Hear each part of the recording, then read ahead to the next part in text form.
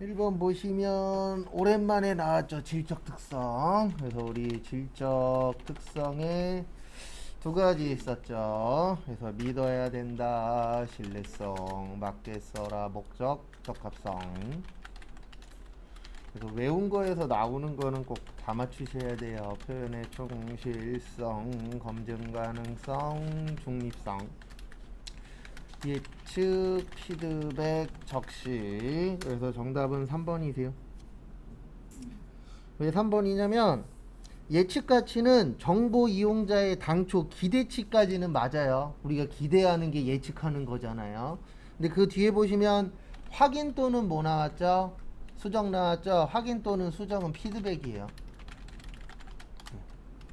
그러니까 우리가 항상 뭔가를 할 때에 어느 정도 예측을 하잖아요. 이렇게 될 것이다. 그래서 그거를 이제 예측해서 실행을 하다 보면은 내 생각이 맞아. 그러면 그대로 밀고 나가는 거고, 내 생각이 좀 틀렸어. 그러면 뭐 해야 돼요? 고쳐야죠.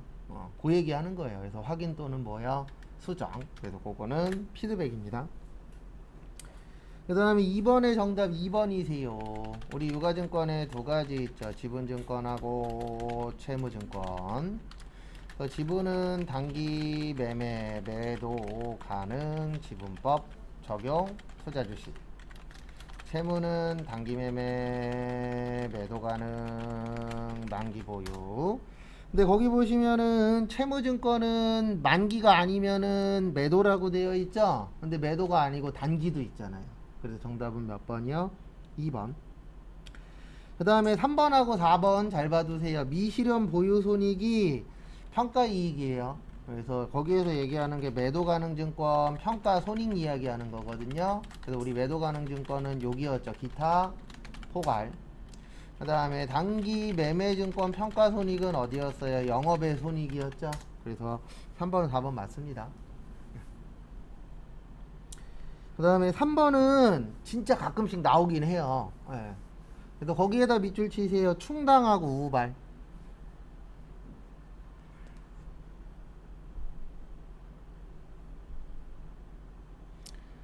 그래서 보시면은요, 첫 번째 보시면 충당 나오면 이게 기억나셔야 돼요. 뭐가 기억나셔야 되냐면은 충당은 퇴직급여 충당부채. 우리가 보는 건 대표적으로 이거 뭐 하려고 하는 거예요? 퇴직금 주려고 하는 거죠. 그래서 충당은 대부분 목적이 확실해요. 어디에 쓰겠다. 그래서 시험 문제 이거 답으로도 뭐가 잘 나오냐면 목적 이외의 사용이 가능하다 이렇게 잘 나와요. 근데 우리 퇴직급여 충당부채는 뭐만 줘야 되죠? 퇴직금만 줘야 되죠. 딴 데 쓰면 안 됩니다 라는 식으로도 잘 나와요. 그 다음에 두 번째 우발은 나오면 꼭 요거 기억나셔야 돼요. 주석 처리. 그래서 정답은 1번이에요. 자산 처리하시면 안 돼요.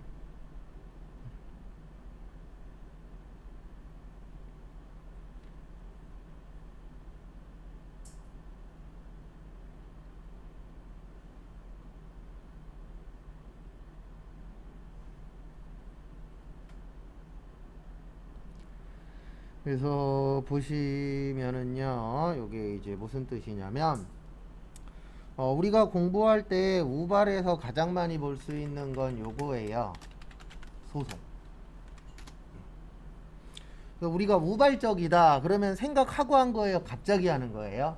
갑자기 하는 걸 대부분 이제 우발이라고 표현을 하는데, 이 소송이라는 거는 이길지 질지는 결과가 나올 때까지는 알아요, 몰라요? 몰라요. 예.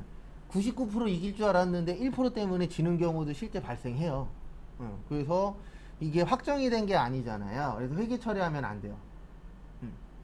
결과가 나올 때까지는. 그래서 우발부채, 우발자산은 아직 확실하지 않은 거다. 근데 발생은 할 건데 아직 100%는 아닌 거예요. 어떻게 될지는 아직 결과가 안 나왔으니까. 그래서 이럴 경우에는 주석 처리인데, 주석 그러면 그냥 글씨로 쓰는 거예요. 현재 뭐와 관련돼서 소송 중이고 소송이 어떻게 되고 있고 이런 내용을 적는 걸 뭐라 그래요? 주석이라고 합니다. 그래서 정답은 1번이에요. 그래서 우발 나오면 인식하지 않습니다. 그 다음에 2번 보시면 우발 부채는 자원 유출 가능성이 아주 낮지 않는 한 주석으로 기재는 해야 돼요. 왜냐면 이거는 어쨌든 우리가 질 확률이 뭐 한 거예요? 큰 거겠죠. 그 다음에 충당부채는 자원의 유출 가능성이 매우 높은 거예요. 우리 일반적으로 1년 이상 다니면 뭐 줘야 돼요? 퇴직금 줘야 되는 규정이 있죠, 실제. 그 다음에 4번 충당부채는 그 의무 이행에 소요되는 금액을 신뢰성 있게 추정할 수 있어요. 요 퇴직급여 충당부채 같은 경우에는 우리 회계에서 어떻게 준비하라고 되어 있냐면 모든 임직원이 퇴사한다라는 전제 하에 준비하게끔 되어 있습니다. 그래서 다 그만두는 거예요. 몇 월 며칠 날이요? 12월 31일 날. 이라는 전제 하에 준비를 하는 겁니다. 왜냐면 어쨌든 직원들은 뭐 할 거예요? 언젠가는 그만두겠죠. 그래서 그거에 맞춰서 이제 1년에 한 번씩 준비하는 거세요. 그래서 정답은 1번.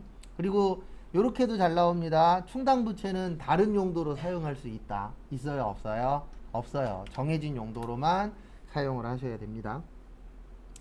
그 다음에 4번은 컨트롤 F 문제예요. 정답은 2번입니다. 1번은 자기주식은 자본조정 맞아요. 그 다음에 2번에 자기주식 처분이익이라고 있죠. 얘는 자본잉여금이에요. 근데 거기는 뭐라고 써있죠? 자본조정이라고 써있죠. 그래서 정답은 몇 번이요? 2번.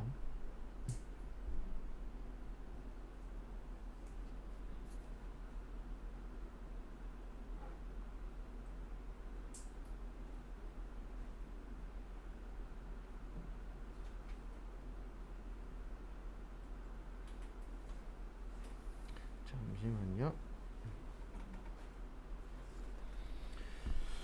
그 다음에 그래서 종류 물어보면 그냥 무조건 컨트롤 뭘로 하세요? F로. 그 다음에 5번의 정답 1번이죠. 이런 건 환영입니다. 그래서 우리 통화 및 통화대용증권, 그 다음에 요구, 분리해금, 상주하고 보통, 그 다음 무슨성 자산이요? 상금성 자산. 취득 당시 만기가 3개월이네. 그 다음에 6번 보시면 정답은 3번이세요. 일단 1번 보시면 직접 재료비, 우리 기초원가는 재료비하고 노무비죠. 그 다음에 가공원가는 노무비하고 간접비죠. 그래서 1번은 맞고요. 그 다음에 2번도 맞죠? 3번인 이유는 뭐냐면 기회비용은 우리가 항상 선택할 수 있죠. 선택 방법이 있을 때에 선택 후 나머지 중에서 효익이 가장 뭐한 거예요? 큰 거. 근데 거기 뭐라고 써 있죠? 작은 거라고 되어 있죠. 그래서 정답은 3번. 그리고 4번 제조활동과 관련 없는 판매관리비. 요게 판매비와 관리비입니다. 요건 비제조 원가라고 해요. 왜냐하면 관련 있어요? 없어요? 없죠. 그리고 이거 잘 나오죠? 메모론가 시험 문제에. 그래서 요거는 이미 발생한 거. 언제 거요? 옛날 거. 그래서 옛날 거니까 쓸 데 없다. 그 다음에 7번 보시면은요, 정답은 3번이세요. 제가 이거 많이 적었잖아요. 제공품은 제조원가 명세서, 제품은요 손익계산서. 이거 많이 적었었죠? 근데 거기 보시면은 제공품은 손익계산서라고 되어 있잖아요. 그래서 정답은 몇 번이요? 3번. 그 다음에 저기 좀 봐주세요. 8번은 직접배부법. 무슨 배부법이요? 직접배부법. 그래서 우리 직접배부법 있어요? 없어요? 있죠. 그래서 직접배부법의 특징은 뭐냐면은요, 보조부문 상호 간의 용역수수 관계가 중요하지 않다. 그래서 결론은 뭐냐면 보조부문은 안 나눈다라는 뜻입니다. 왜 안 나눠요? 안 중요하니까. 지금은 꽤 크게 나오는데 여기에서 말하는 거는 막 뭐 0.1%, 그건 얼마 안 돼, 막 1% 이런 식으로 너무 적을 때에는 안 나눠줘도 크게 문제가 없죠. 그래서 보시면 일단은 저기 먼저 할게요. 전력 먼저. 거기 그냥 순서가 전력 먼저 되어 있으니까 왼쪽에. 전력은 현재 20만 원이 있어요. 그래서 얘를 나눠주는데 원래는 60대 500대 500이죠. 근데 60은 있다 없다? 없다. 그래서 이렇게 되는 거예요. 100이 아니고 1000분의 얼마요? 500. 그러면 10만 원 나와요. 요게 조립 그 다음에 절단도 얼마예요? 10만원. 왜냐면 반반이니까. 그 다음에 수선은 현재 40만원이 있고요. 원래는 100대, 600대, 200인데 100은 있다 없다? 없다. 보조는 안 나눠주니까요. 그러면 800분의 몇이요? 600. 그러면 30만원 나와요. 32 조립. 그 다음에 10만원이 뭐가 되는 거예요? 절단. 이렇게 되는 겁니다. 그 다음에 지금 거기 지문 보시면 물어본 게 절단 부문의 총원가 물어봤죠. 그래서 절단이 현재 50만원이 있어요. 얼마가 있어요? 50. 그 다음에 좀 전에 10만원, 또 좀 전에 10만원. 그래서 총 얼마예요? 70만원이에요. 그래서 정답은 몇 번이요? 2번 되겠습니다.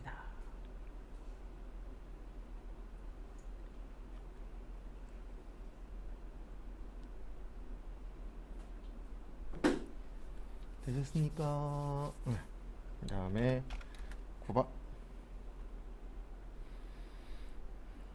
9번 보시면은요, 개별원가 계산이죠. 정답 4번이죠. 공정은 어디예요? 종합. 워낙 많이 나와갖고 요거는 패스. 다음에 보시면은요, 10번. 저기에다 밑줄 치세요. 수량.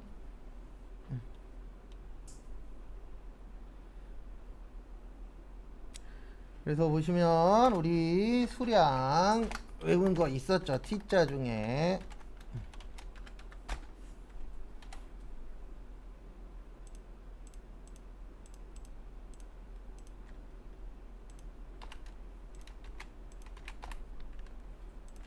제공품 수량. 그래서 기초 제공품, 단기 착수량, 완성품 수량, 기말 제공품, 공손품 수량. 거기 보시면 기초 200, 기말 50, 착수 600. 그 다음에 단기 완성 몇 개예요? 650개. 차변과 대변 어때야 되죠? 같아야 되죠? 공손 몇 개예요? 100개예요. 또 공손 100개고. 그 다음에 거기 보시면 단기 완성품의 10%래요. 그러면 650개의 10%면은 65개가 정상, 35개는요 비정상. 그래서 정답은 4번. 딱 요 정도 수준으로 나옵니다. 그래서 요거 한두 번만 연습하시면 맞출 수 있어요. 왜냐면 이렇게 제일 많이 내거든요.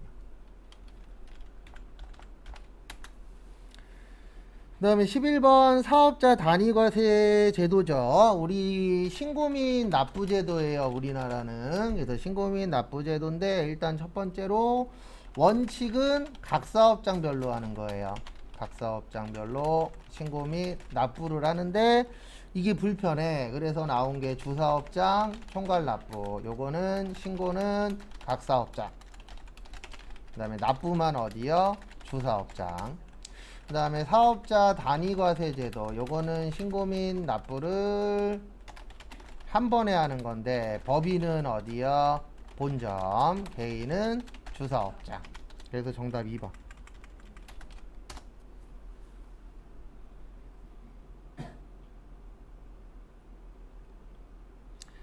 일단 첫 번째 보시면 사업장이 둘 이상 있는 경우에는 사업자 단위과세를 신청하여 주된 사업장에서 부가가치세를 일괄해서 다 할 수 있어요. 왜냐면 한 군데에서 모든 업무를 다 하겠다. 이게 사업자 단위과세 제도입니다.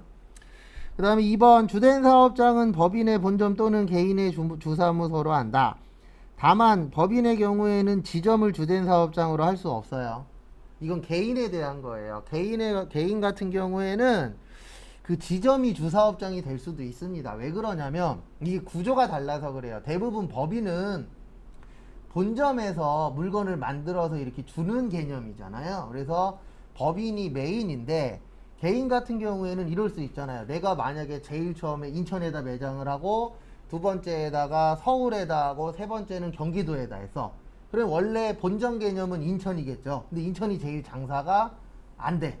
그런 경우 실제 있어요, 없어요? 있어요. 그래서 내가 서울을 주사업장으로 하겠어. 이런 건 가능합니다. 근데 왜 그러냐면 개인하고 법인하고 구조가 다르잖아요. 그것 때문에 법인은 무조건 어디만 되는 거예요? 본점만. 왜냐면 법인 같은 경우에는 지점이 살아남고 본점만 망하고 이런 경우는 거의 없어요. 근데 이제 개인 같은 경우에는 다른 제일 먼저 했었던 데가 망할 수도 있죠. 그 다음에 3번도 잘 봐두세요. 한 개의 사업자 번호만 줍니다. 왜 하나만 줘요? 모든 업무를 몇 군데에서 할 거니까 한 군데에서. 그거 좀 봐두시고. 그 다음에 4번 보시면 과세기간 개시 며칠 전까지 바꾸시면 돼요? 20일. 그것도 좀 봐두세요. 그 다음에 12번 영세율과 면세입니다. 우리 영세율과 면세가 있는데 영세율을 완전 면세제도, 면세는 불완전 면세제도라고 합니다. 그 다음에 영세율은 주로 이제 수출 관련된 거고, 면세는 기초생활 필수품 요거 관련된 거고요. 그 다음에 영세는 환급이 가능하고, 그것도 무슨 환급이요? 조기 환급. 그 다음에 면세는 환급이 불가능하죠. 그 다음에 영세 같은 경우에는 한 달에 한 번도 되고, 두 달에 한 번도 되고, 세 달에 한 번도 됩니다. 그 다음에 면세는 뭐 발행해요? 계산서. 그래서 정답 1번이에요. 수출은 면세가 아닙니다. 수출은 뭐예요? 영세예요.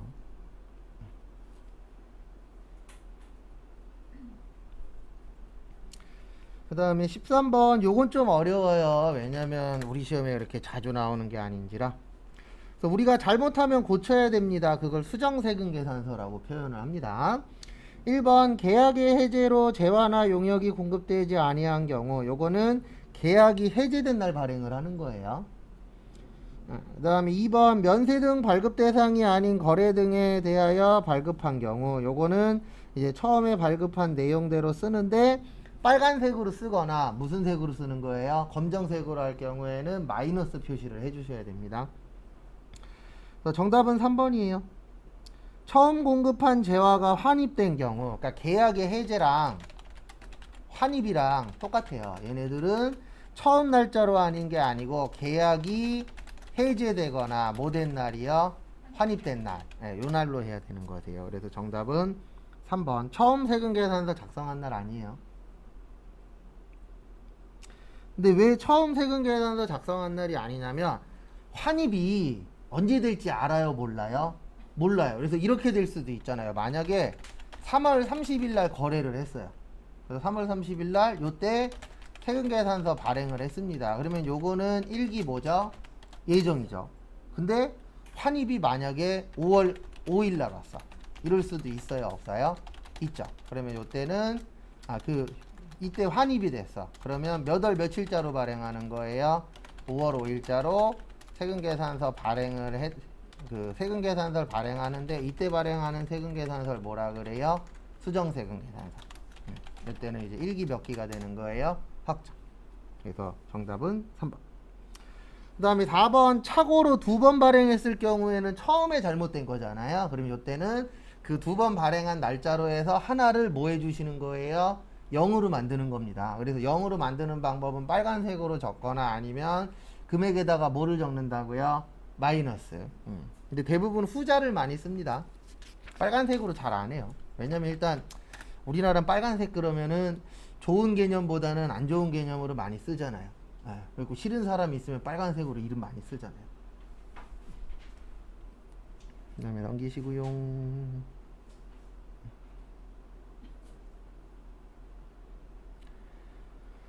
그 다음에 14번 보시면 소득세법상 납세 의무자에 관한 설명이다. 가장 틀린 것은 1번 외국을 항해하는 선박 또는 항공기 승무원의 경우 생계를 같이 하는 가족이 중요합니다. 그래서 1번 맞아요.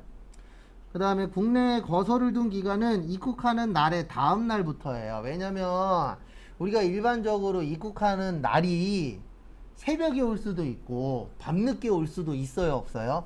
있죠. 그럼 23시 59분에 들어올 수도 있잖아요. 그럼 1분 때문에 하루가 추가될 수도 있죠. 그래서 일반적으로 그 다음 날로 봅니다. 그 다음에 우리 요거는 외웠죠. 거주자 며칠 이상이요? 183일 이상. 그 다음에 요분들은 무제한 납세 의무자라고 해서 국내 것도 내고 국외 것도 내고, 그 다음에 비거주자는 거주자가 아닌 자, 그러니까 183일 이내로 우리나라에 있으신 분들 제한 납세 의무자라고 해서 국내 소득만. 그래서 정답은 4번이세요. 시민권자하고는 관련 없어요. 그냥 며칠 이상이에요? 183일. 그래서 그 한 나라에 얼마나 있느냐. 근데 여기에서 말하는 183일은 1월 1일부터 12월 31일까지예요. 그러니까 만약에 올해 11월 달부터 내년 3월 달까지 있어. 요러면은 따로따로 보는 거예요. 이번 연도는 11월부터 12월, 내년은 1월부터 3월. 요런 식으로 봅니다. 그 다음에 15번. 소득세법상 결손금과 2월 결손금에 관한 설명이다. 가장 틀린 것은 해당 과세 기간의 소득금액에 대하여 추계 신고를 하거나 추계 조사 결정하는 경우에는 예외 없이 2월 결손금 공제 규정을 적용하지 아니한다. 정답은 1번이세요. 추계는 요거는 이제 신고가 잘못된 경우예요. 그럼 일단 이분 신고는 한 거죠. 맞죠? 그럼 신고는 했으니까 국가에서 인정을 해줍니다. 근데 어떨 때는 인정이 안 되냐면 요거 무신고. 무신고 하시게 되면은 결손금과 2월 결손금은 인정을 해줘요, 안 해줘요? 안 해줘요. 왜냐면 신고를 안 했으면 괘씸죄잖아요. 괘씸하니까 빼줘요, 안 빼줘요? 안 빼줘요. 참고로 부가가치세도 무신고 하잖아요. 그러면 국가에서 매입세액 안 빼줘요. 왜 안 빼줘요? 정상적으로 뭐를 안 했으니까? 신고를 안 했으니까. 그래서 우리가 늦더라도 신고를 해야 돼요. 근데 항상 속도전입니다. 누가 먼저 알면은 끝나는 거예요. 국가가 먼저 알면은 안 되는 겁니다. 그래서 내가 국가에서 연락 오기 전에 빨리빨리만 하시면은 국가가 내라고 하는 세금보다는 덜 내도록 되어 있어요. 일명 이걸 뭐라 그래요? 괘씸죄. 너가 말을 안 들어? 가만두지 않을 거야. 이런 식이더라고요. 대부분 보면. 그래서 정답은 몇 번이세요? 1번 참고하시고.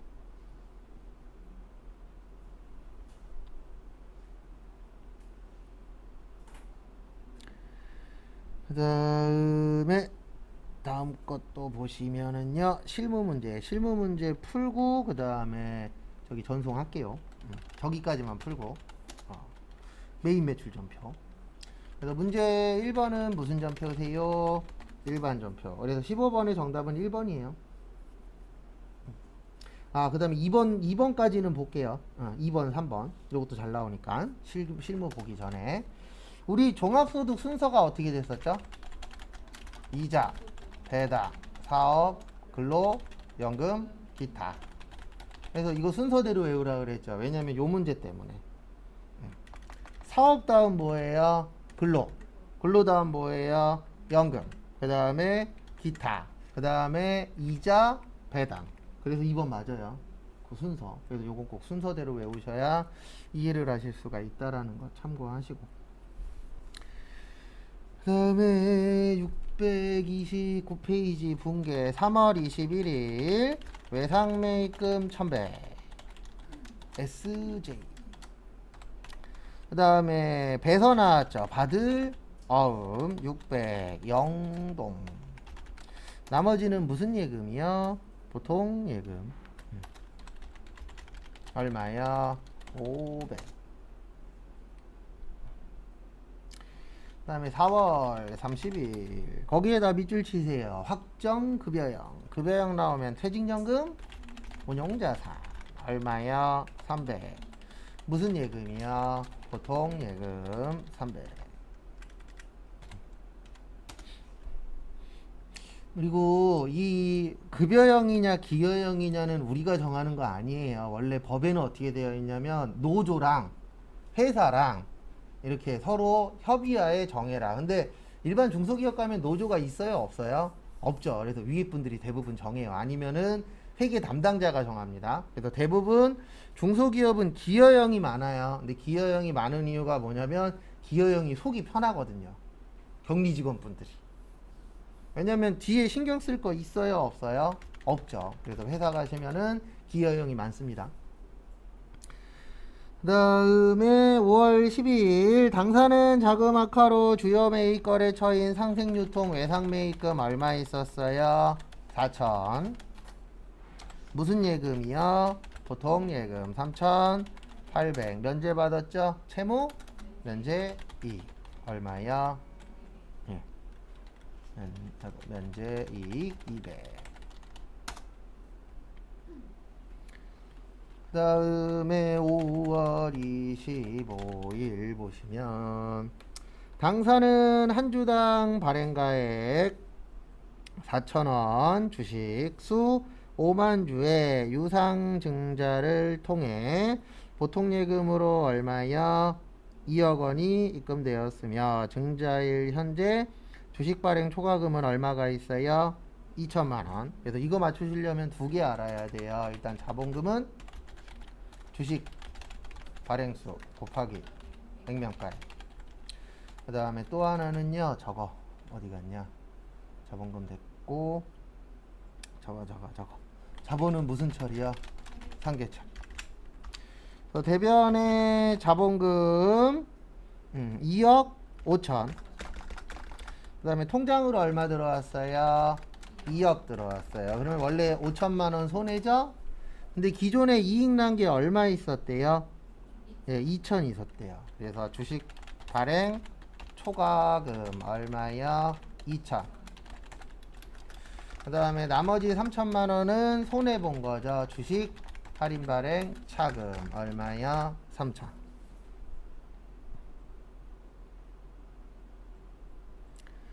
그래서 이렇게 이해를 하셔야 돼요. 어떻게 이해를 하셔야 되냐면은 2억 5천짜리를 2억에 발행했네. 그래서 얼마 손해봤네?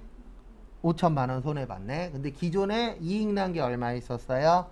2천 있네. 그러면 5천에서 2천 뺐으니까 얼마만 손해다? 3천. 이렇게 이해를 하셔야 돼요.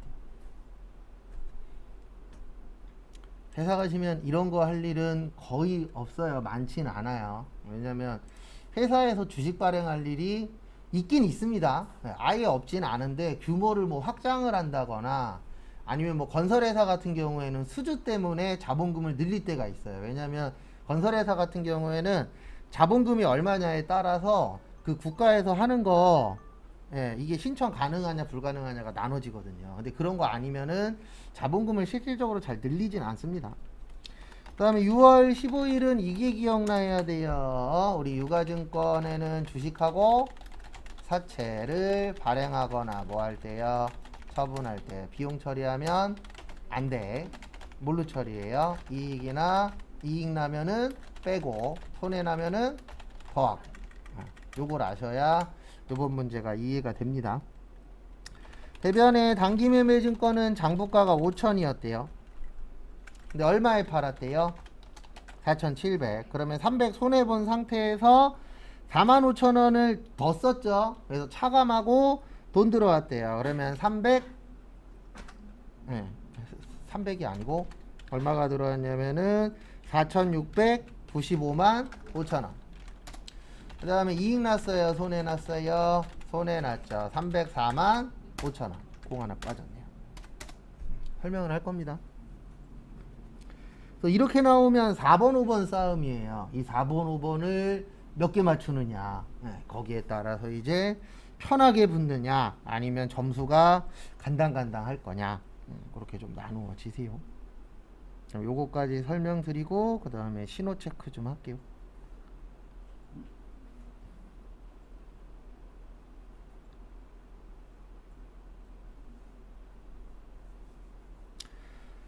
그래서 한 번 더 설명드리면 이렇게 이해를 하셔야 됩니다. 어떻게 이해를 하시냐면은요. 요거는 지문에 써 있어요. 5천짜리를 4,700에 발행했죠. 그러면 얼마 손해 본 거예요? 300. 그래서 손실이 300이 있었는데 거기에 추가로 얼마를 쓰셨죠? 45,000원을 쓰셨죠. 그래서 손해는 얼마가 되는 거예요? 304만 5천원. 여기 써 있잖아요. 손실에다 뭐 한다? 더한다.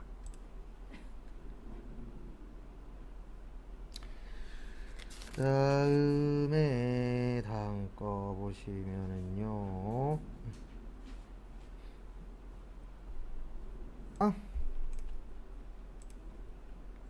문제 2번은 매입 매출 전표. 매입 매출 전표 보시면은요, 당사가 제조한 전자제품을 대안에게 팔았죠. 그러면은 6월 13일 매출의 과세 대안여. 그 다음에 제품 팔았다. 제품 매출 1,500, 세금 150. 그 다음에 돈은 다음 달이니까 매상 매출금 1,650. 가장 많이 나오는 분계입니다. 7월 25일 저기에다 밑줄 치세요. 책상하고요, 카드. 책상에 카드니까 매입에 카이마트. 자산 처리하라고 되어 있죠. 우리 책상 몇 년 이상 쓰세요? 1년 이상 쓰죠. 그래서 뭐요? 비품 얼마요? 200. 세금 얼마요? 20. 대변에 카드니까 미지 급금. 무슨 카드? 세무카드. 됐습니까? 그 다음에 9월 15일 거기에다 밑줄 치세요. 매입거래처 선물. 그러면 선물 주는 거에다 세금 계산서니까 매입의 불공 영선여. 500번대 접대비 165만원. 그 다음에 보통예금에서는 30. 나머지는 한 달 후죠. 미지 급금 얼마야? 135만원. 9월 20일 당사의 보통예금 계좌에 110만원이 입금되어 확인했더니 제품 판 건데 아무것도 없죠. 매출의 건별. 요게 건별이에요. 아무것도 없는 거. 누구한테 팔았냐면 김길동. 근데 김길동은 써도 되고 안 써도 돼요. 왜냐면 거기 지문에 거래처는 입력하지 않아도 무방함. 요거는 해도 되고 안 해도 된다. 그 다음에 제품 매출이 100, 세금이 얼마요? 10. 차변에 뭘로 들어왔다고요? 보통 예금 얼마 들어왔어요? 110. 끝. 별건 없죠. 다음에 9월 28일 당사는 원재료를 사셨습니다. 매입의 과세의 진행의 차변의 원재료 5,000. 세금 얼마요? 500. 대변에 보통예금에서 1,500. 나머지는 외상 매입금 얼마요? 4,000. 되셨죠? 요 정도면은 그냥 분계도 그냥 저냥 전체적으로. 그 다음에 문제 3번. 제가 봤을 때 요 시험 그렇게 어려웠었던 건 아닐 거예요. 그리고 저한테 물어보지 마시고 여기 가서 확인하면 돼요. 이 시험이 가끔씩 물어보세요. 요 시험 어려웠어요? 쉬웠어요? 그러면 저한테 물어보면 다 쉬웠어요. 솔직히 전산세무 2급까지는 언제 봐도 안 떨어질 자신 있거든요. 근데 솔직히 전산세무 1급은 저도 몰라요. 걔는 난이도가 왔다 갔다 하니까. 그래서 요 횟수가 쉬웠냐 어려웠냐 궁금하시면 여기 합격률이 있어요. 지금 우리 몇 회 풀고 있죠? 92회 풀고 있죠. 여기 보면은 50%. 그러면 쉬웠던 거예요. 여기 전산세무 2급 몇 프로요? 50%. 그럼 쉬웠던 거예요. 왜냐면 예전에는 그러니까 예전에 막 이렇게 10몇 프로도 있었거든요. 그리고 이렇게 생각하시면 돼요. 회계든 세무든 30 넘어가면은 쉬웠던 횟수고 30보다 합격률이 아래야 그러면 어려웠던 횟수라고 보시면 돼요. 근데 제일 중요한 건 누구한테 어려웠냐가 중요한 거예요. 나한테 아무리 합격률이 낮아도 쉬울 땐 붙는 사람은 붙어요. 그래서 잠깐 하나만 보여드리면 전산회계 1급 역대 최저가 요거거든요. 8.92%. 전산회계 1급이에요. 8.92% 붙은 적이 있었는데 이때도 붙을 사람은 붙었어요. 저한테 배웠던 분 중에 그때 5명인가 6명인데 3명 정도 붙긴 했거든요. 그래서 그 뭐냐 면접 볼 때 이런 건 안 물어보잖아요. 시험 쉬울 때 붙으셨어요? 이런 건 없죠. 그냥 붙었냐 떨어졌냐지. 그러니까 저게 참 복불복이에요. 그래서 8%대 본 사람은 무슨 잘못을 한 거예요 도대체. 근데 50%대 본 사람은 뭘 잘했는지 모르겠지만 그래서 약간 시험이 진짜 복불복이에요 이 시험은. 근데 이건 있습니다. 한 번 어려우면 한 번은 쉬워요. 근데 이 어려운 타이밍이 언제이냐는 몰라요 아무도. 왜냐면 쉬울 때 또 쭉 계속 쉽다가 또 어려울 땐 또 계속 어렵다가 이렇게 보진 않더라고요. 합격률이 낮으면 한 2번 정도 낮고 그 다음엔 꼭 높게 또 나오더라고요. 그래서 약간 복불복이에요 제가 보기에는. 1번은 저기에다 밑줄 치세요. 수출 실적 명세서. 우리 최근에 했죠. 연습할 때. 그래서 시험장 갔을 때 이런 운이 좀 있어야 돼요. 무슨 운이 있어야 되냐면 내가 최근에 푼 거에서 나와 주셔야 돼요. 그래야 기억이 하나라도 더 나거든요. 1기 확정이니까 4월에서 6월 1304210044689689X. 그 다음에 선적일자는 2021년 4월 6일. 통화코드는 미국. 환율은 선적일이 빨라요? 환가일이 빨라요? 네, 선적일 1150원. 외화는 5만 달러. 거래처 이름은 ABC. 있으면 넣어주셔야 돼요. 항상 없으면 생략하시고. 그럼 13045100011470X 2021년 5월 1일. 통화는 미국. 환율은 환가일이 빠르죠. 그래서 1130. 그 다음에 6만 달러. 회사 이름은 DEF 13064252470441X 2021년 6월 29일 중국. 그 다음에 환율은 170. 그 다음에 70만 위안화. 그 다음에 어디요? 베이징. 이건 몇 점이요? 3점. 대부분 3점짜리는 열심히 타이핑하면은 맞는 것들이 3점짜리가 많아요. 근데 어려운데 3점 줄 때도 있긴 있는데 대부분 그렇더라고요. 그 다음에 두 번째 부가가치세 신고서. 그래서 거기에다가 밑줄 좀 쳐주세요. 몇 기예요? 2기. 그래서 2기로 가야죠. 그래서 2기 가셔서 10월에서 12월.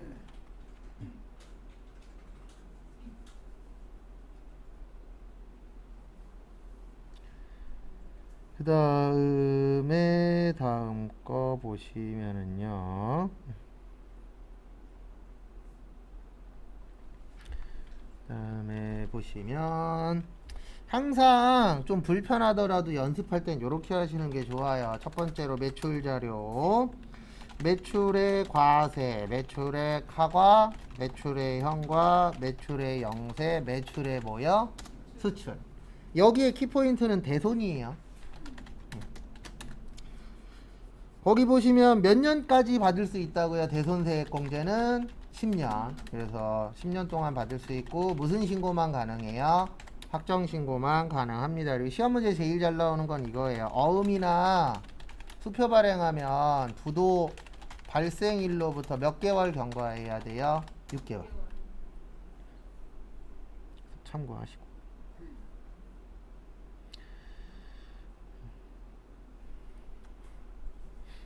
그 다음에 보시면 거기 보시면 첫 번째 부도 발생했죠. 근데 몇 월 달에 발생했어요?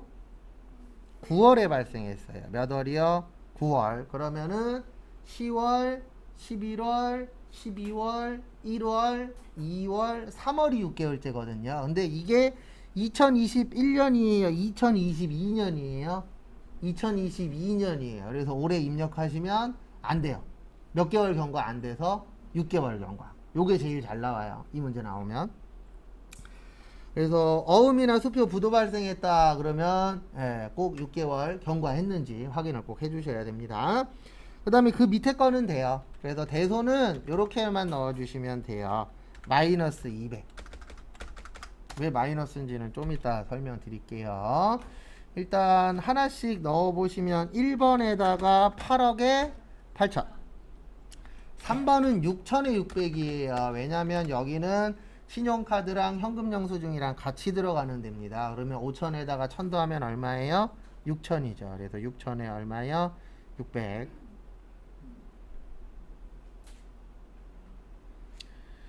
그 다음에 여기로 가는 겁니다. 5번. 5번은 얼마예요? 6천. 6번은요? 2천.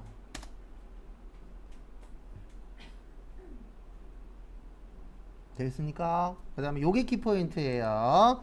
8번에 마이너스 200. 왜인지 또 설명 또 할 겁니다. 똑같은 얘기 계속 할 거예요. 나올 때마다. 할 얘기 그거밖에 없으니까. 지금 우리가 하고 있는 게 대손생 뭐예요?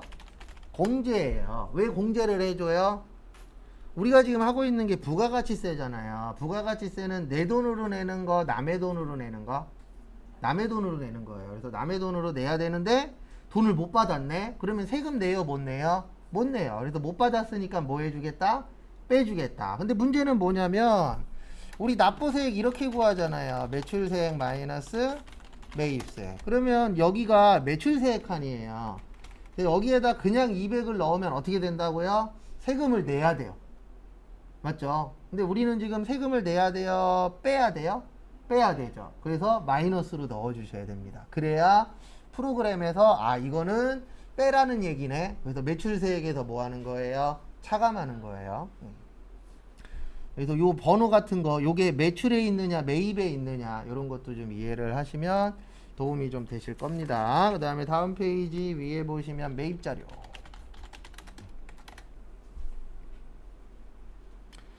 전자세금계산서 과세 일반액이라고 있으시죠? 그거는 매입의 과세의 일반. 그 다음에 거기 밑에 보시면 업무용 기기장치 있어요. 업무용 기기장치는 매입의 과세의 고정. 그 다음에 그 밑에 보시면 비영업용 소형 승용차 있어요. 매입의 불공의 고정.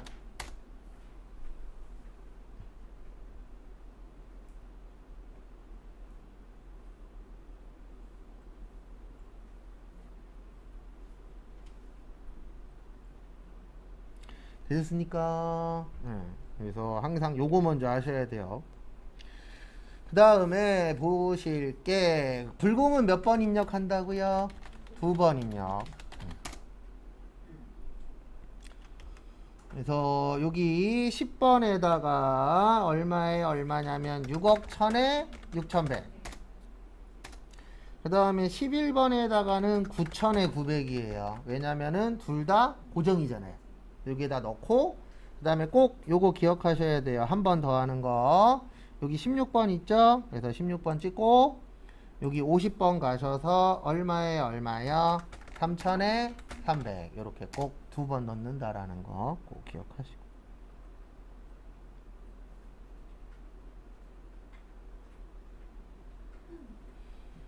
됐습니까? 이런 부분 잘 기억하세요. 다음에 여기까지 됐고 이제 기타 남았어요. 뭐 남았어요? 기타. 그래서 기타 보시면 미완급세액 얼마 있죠?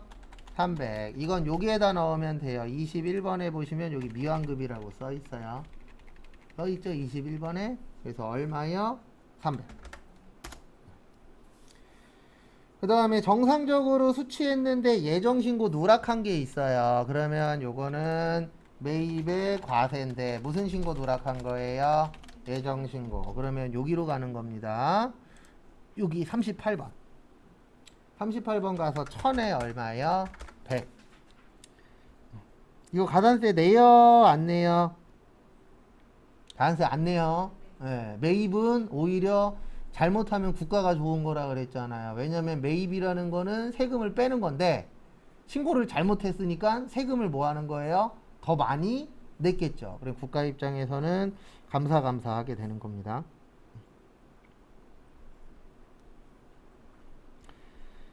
그 다음에 또 다음 거 보시면은요.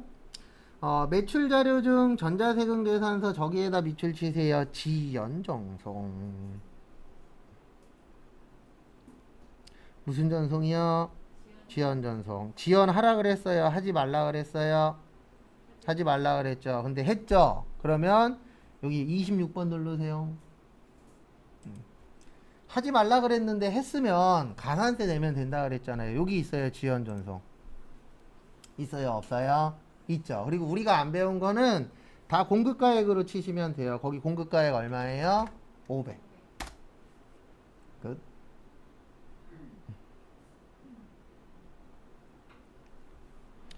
되셨습니까? 네, 이렇게 넣으시면 됩니다. 그래서 항상 가산세는 이럴 때만 내는 거예요. 국가에서 언제까지 해? 말 안 들었어. 그러면 가산세 내는 거고. 우리 전송 언제까지 하라 그랬어요? 전송? 발급일 무슨 날? 다음 날. 그래서 오늘 발행했으면 내일까지 전송해야 되는데 지연 전송은 언제까지 전송하는 거냐면 신고 때까지 전송하면 지연 전송이에요. 늦게라도 전송하면은 국가에서 뭐 해주겠다? 예, 가산세 조금만 걷겠다. 근데 아예 미전송하면은 1000분의 5예요. 여기 밑에 있죠. 미전송이 무조건 셉니다. 왜냐면 미전송은 아예 안 한 거잖아요. 그럼 국가에서는 세금을 뭐 하는 거예요? 더 걷는 거예요. 그 다음에 문제 4번 우리가 사랑하는 뭐예요? 결산.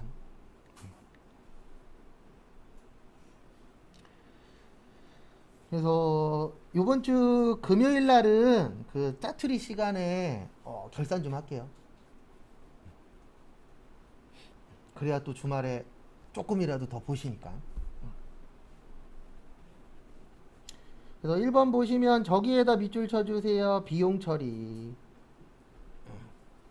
그래서 헷갈리면은 감소시키라 그랬습니다. 그 다음에 지문에 자산부채 자본 나오면 올해 거, 수익 비용 나오면은 내년 거. 그래서 지금 비용 나왔죠. 비용의 감소 어느 변이에요? 대변이에요. 그래서 대변에 800번대 보험료. 그리고 어차피 6개월이죠. 그러니까 금액은 얼마예요? 500이에요. 반. 그 다음에 2022년이면 내년이죠. 그래서 내년 것까지 먼저 뭐 했죠? 줬죠. 먼저 줬다. 성급 비용. 얼마 먼저 줬어요? 500. 그래서 이렇게 하는 이유는 이것 때문에 하는 거예요. 조금 이제 설명을 해보면 우리 마감할 때 자산하고 부채하고 자본은 차기로 2월.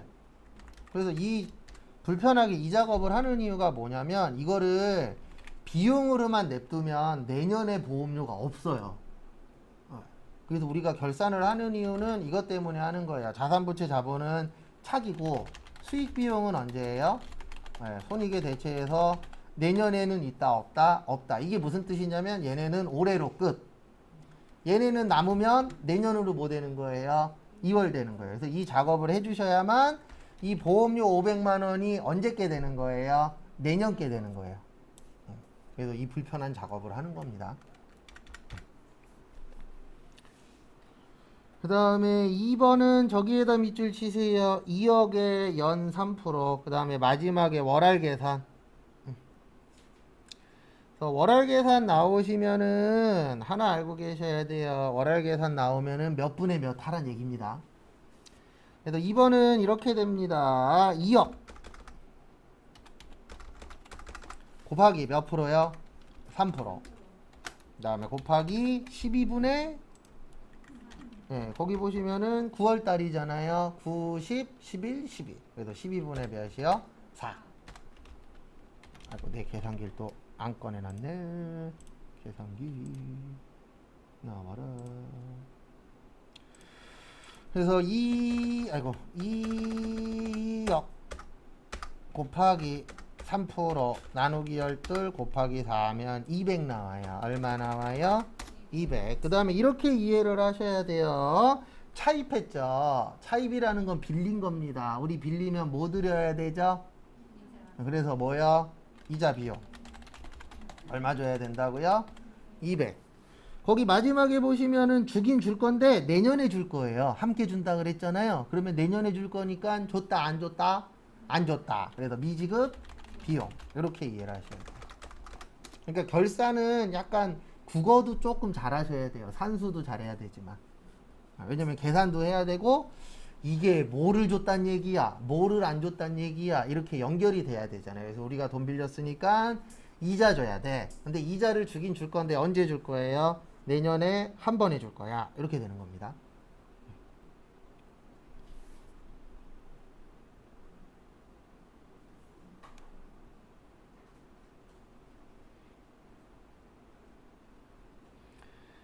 그 다음에 다음 거 보시면은요.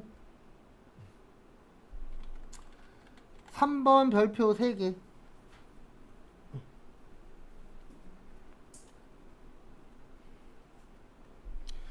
거기 보시면 당사가 기말에 공장에서 보유하고 있는 거 요거 자동 결산이에요. 무슨 결산이에요?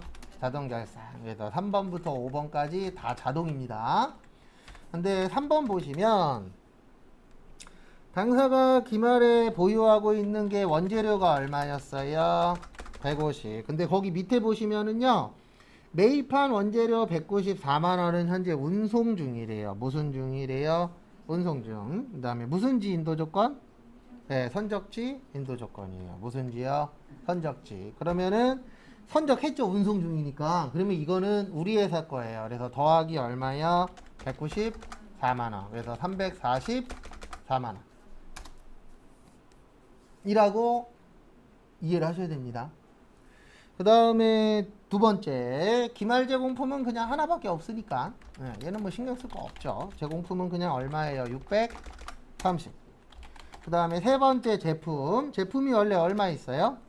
650 있어요. 근데 거기 보시면 당사의 제품을 수탁업자들이 보유 중 위탁 판매 용도예요. 우리 위탁 판매는 수탁자가 뭐 했을 때요? 판매했을 때. 근데 아직 팔았어요? 못 팔았어요? 못 팔았죠. 그러면 이건 내 거예요. 485만 원. 합치면 1135만 원 돼요.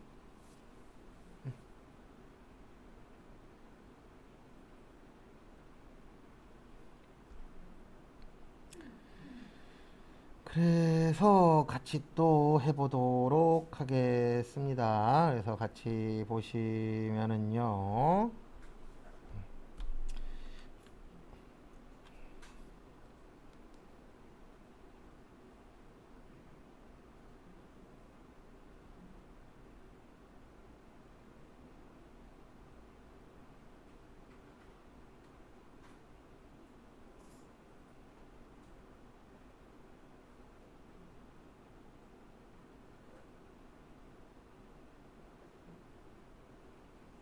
잠시만요.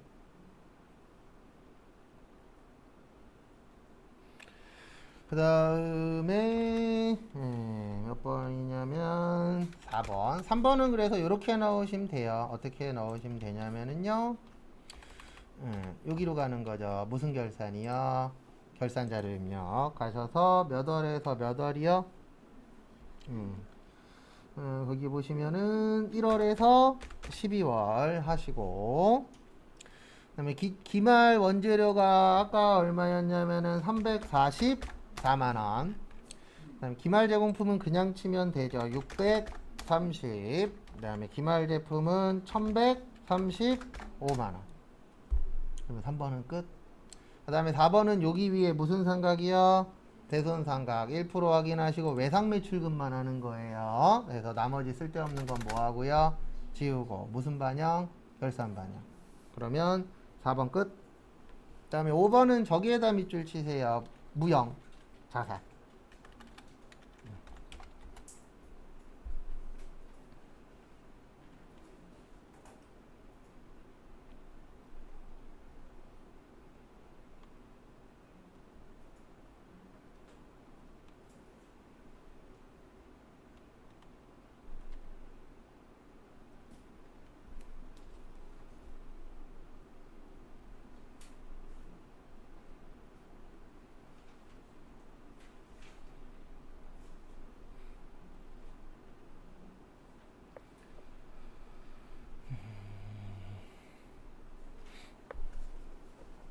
그래서 보시면 5번은 이렇게 기억하세요. 무형자산 나오면 남은 금액 나누기 남은 내용연수.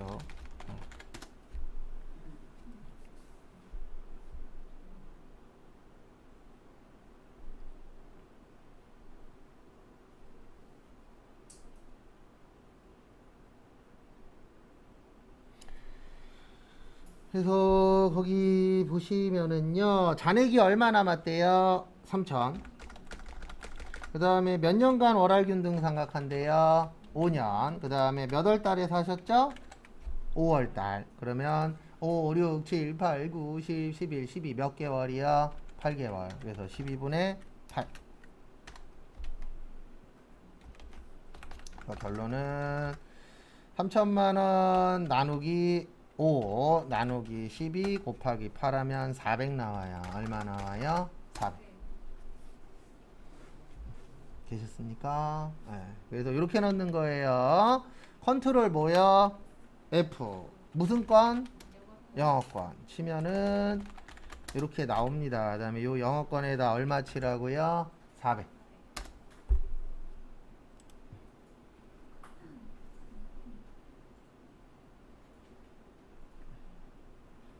되셨죠? 그리고 제일 중요한 거 무슨 추가? 전표 추가 꼭 하시고. 제일 중요한 건 전표 추가입니다.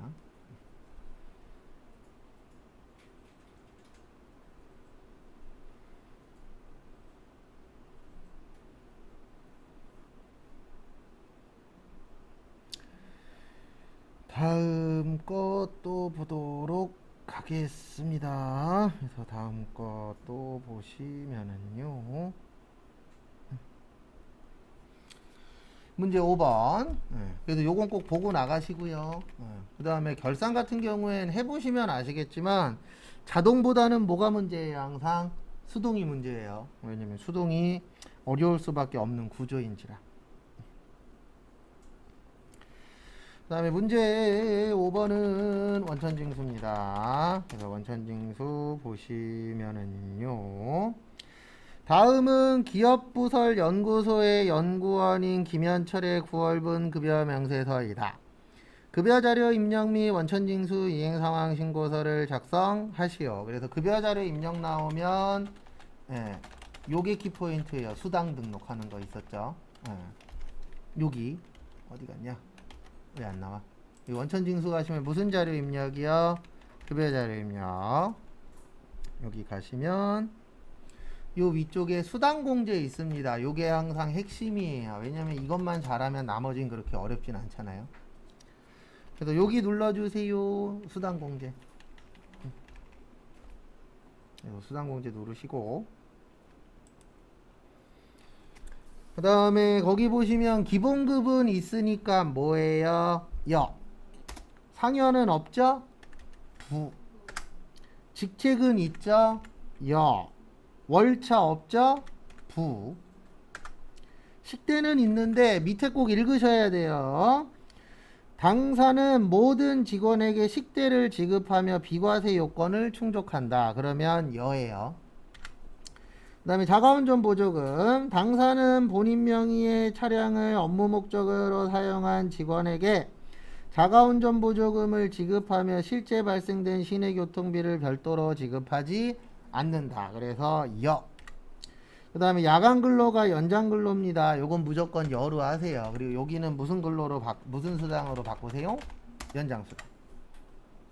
연장이 야간이에요.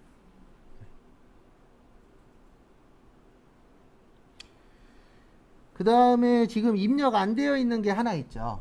뭐 입력이 안 되어 있죠? 기업연구소 연구보조비. 그래서 거기 밑에 보시면 당사는 기업부설 연구소의 법정 요건을 충족하며 기업연구소 연구보조비는 비과세 요건을 뭐 했다? 충족했다. 그러면 이렇게 하시는 거예요. 여기에다 일단 비과세 하시고, 그 다음에 기업연구소 무슨 보조비요? 연구보조비. 그리고 이 방법은 모를 때도 이렇게 하는 거예요. 이거 과세인지 비과세인지 모르겠어. 그러면 무조건 비과세 하시고, 여기가 키포인트예요. 여기에서 F2. 여기에다가 연구 치면은 여기 기업연구소 연구보조비라고 나오실 겁니다. 이렇게 선택하시면 돼요. 그리고 만약에 비과세인 줄 알고 들어갔는데 비과세가 아니야. 그럴 때에는 여기만 과세로 돌리시면 돼요. 요거 할 줄 아셔야 됩니다. 그 다음에 다 됐으면은 뭐 누르세요? 확인. 그 다음에 이거 몇 월이죠? 9월. 근데 월급은 몇 월 며칠 날 줬어요? 네, 10월 10일 날 줬어요. 요거 앞뒤 다른 것도 조심하세요.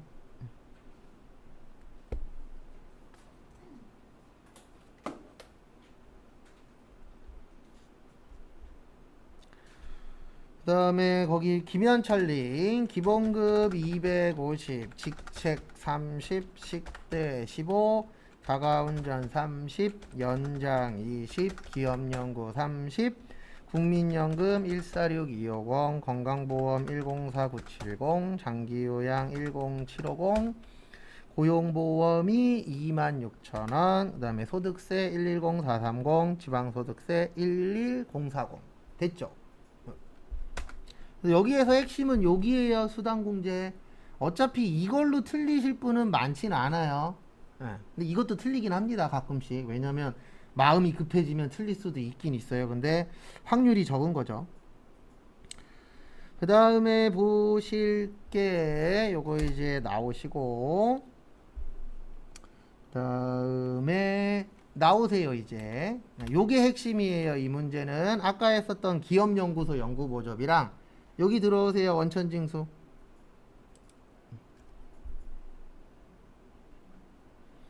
그리고 앞에 보세요. 요게 뭐가 핵심이냐면 이게 핵심이에요. 여기는 9월이에요. 여기도 9월이고 근데 여기는 10월이에요. 왜냐면 9월 달 거를 몇 월 며칠 날 줬죠? 10월 10날 줬죠? 그럴 때는 앞뒤가 바뀌어야 돼요. 다 9로 치시면 안 돼요. 우리가 지금까지 했었던 거는 9월 30날 줬다라고 되어 있었어요. 그래서 그때는 다 99999였는데 지금은 9월 달 거를 몇 월 달에 드렸다고요? 10월 달. 요럴 때는 좀 변경을 해 주셔야 된다라는 거 참고하시고요. 그 다음에 거기 보시면 전월 미환급 얼마 있죠? 18만 원 있죠? 그럼 그냥 치면 돼요. 이 정도는 연습하시면 맞출 수 있어요? 없어요? 있어요. 제가 봤을 때 우리 이 정도는 할 수 있습니다. 그래서 이런 거 꼭 연습 좀 해주시고. 다음에 634페이지. 그리고 나올 때는 뭐 누르시라고요? 예 누르세요. 뭐 누르세요? 예.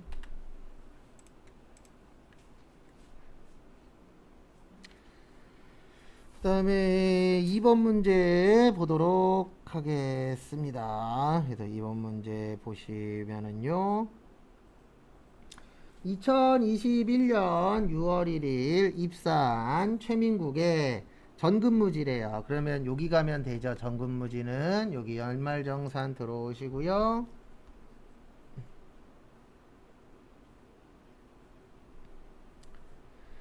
다음에 몇 번이요? 102번.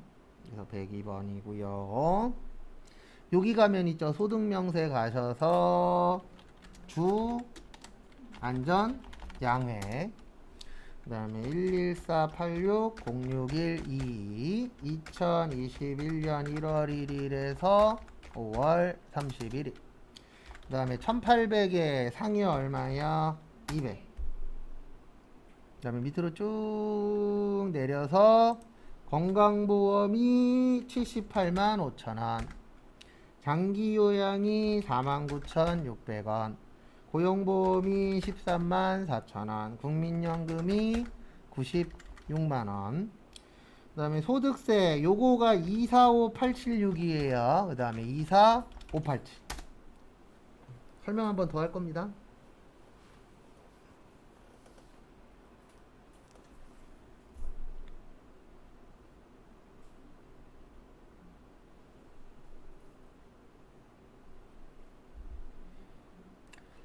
그래서 앞에 보시면은요. 앞에 보시면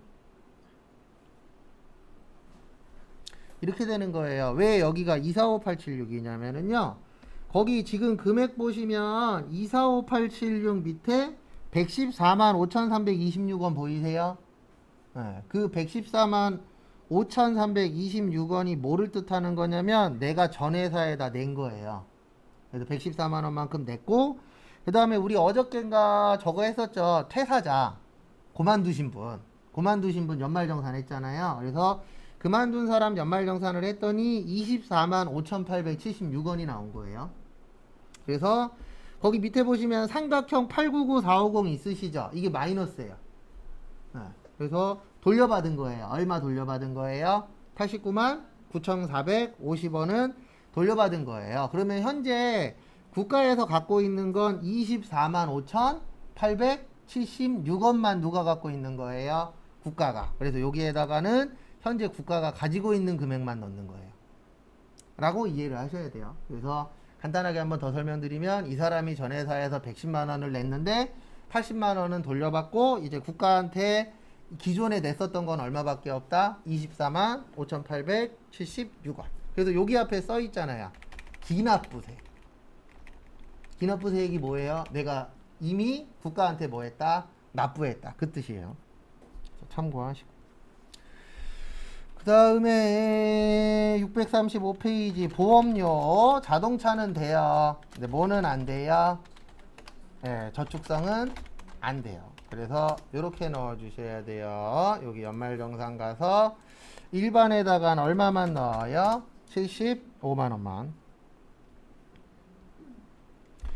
그 다음에 두 번째 의료비. 치료 목적 허리디스크 돼요. 허리디스크 되고. 그 다음에 한약은 안 돼요. 왜냐하면 치료 목적이 아니라. 아닌 한약은 안 됩니다. 그러니까 보약이라고 나와도 치료 목적이라고 그러면 되는 거예요. 왜냐하면 우리 의료비라는 게 뭐와 관련된 거예요? 네, 고치는 것과 관련된 거잖아요. 그 다음에 시력보정용 안경은 되는데 얼마까지 된다고요? 50만원.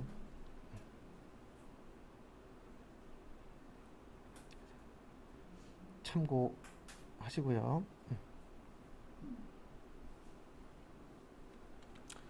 입력은 이렇게 하시면 될 것 같습니다. 의료비 가서 본인 거죠. 지금 나온 게 다. 그래서 본인란에다가 얼마 넣어요? 410만원 하고 또 깜빡해갖고 415만원 쓰시면 안 됩니다. 왜냐면 시력보정용 안경 콘택트 렌즈는 얼마까지 된다고요? 50. 현장 체험은요? 30. 그런 거 조심하세요.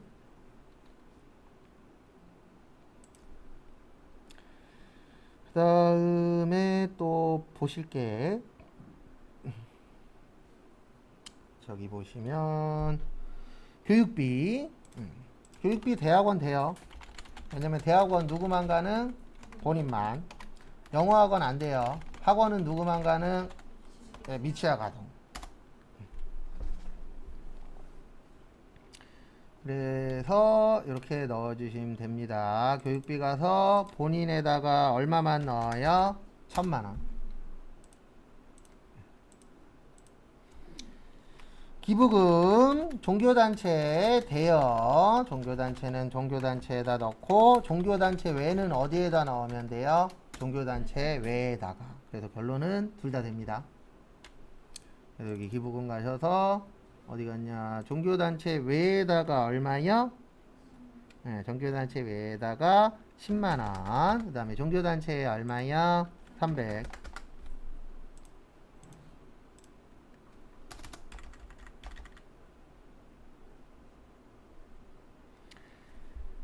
그 다음에 다음 것도 보도록 하겠습니다. 다음 거 보시면 신용카드. 신용카드 3,400이 있는데요. 본인이 근무하는 법인권 빼야 돼요. 그리고 허리디스크는 돼요. 왜냐면 의료비하고 신용카드는 이중공제 됩니다. 그래서 신용카드는 얼마 넣어야 돼요? 2,600 넣어야 돼요. 그 다음에 현금영수증. 현금영수증은 원래는 250이었는데 저거 빼야 되죠. 대중교통 빼야 되고 공연관람 빼야 돼요. 그래서 250에서 30 빼고 그 다음에 얼마 빼요? 12 빼요. 그러면 202만원 돼요. 얼마 돼요? 202가 아니고 208. 네. 그 다음에 30만원은 어디에다 넣어요? 대중. 그 다음에 12만원은 도서 공연에다가 넣으시면 됩니다. 그래서 신용카드 가셔서 이렇게 넣는 거예요. 아까 신용카드가 2,600. 여기에다가 2,600. 그 다음에 현금 영수증이 얼마였어요? 208만원. 도서공연이 12. 대중교통이 30. 그 다음에 마지막으로 월세. 그래서 월세는 이렇게 알고 계시면 됩니다. 7천만원 이하 연봉이. 그 다음에 무주택자. 근데 거기 마지막에 요건이 충족되는 것으로 한다라고 되어 있죠? 그럼 그냥 넣으시면 돼요. 안 따져도 돼요. 그렇게 나올 때는. 그래서 임부자 631124165498. 그 다음에 유형은 뭐야? 다가구. 그 다음에 52. 서울시 영등포구 여의나루로 121 2021년 1월 1일에서 12월 31일 연간 얼마요? 840. 끝. 그 다음에 보시고요. 잠깐 쉬었다가 12시 30분에 또 문제풀이 하도록 하겠습니다. 이상한 거 있으시면 질문하세요.